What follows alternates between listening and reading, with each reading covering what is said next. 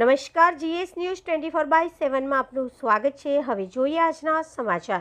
રાજકોટના માલવિયા નગર કેસમાં એક વધુ વ્યક્તિનું અવસાન થતાં દલિત સમાજમાં ભારે રોષ ફેલાયો।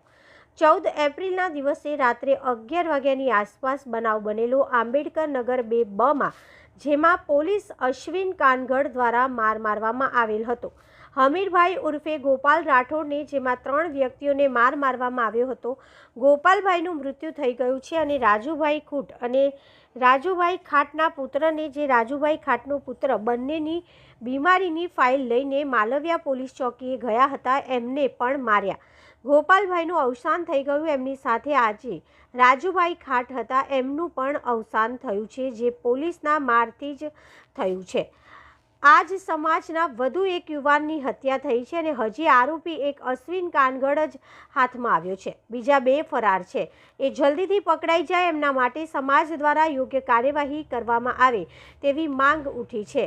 Reporter Amrutbhai Ranva, Gujarat secure news, Rajkot.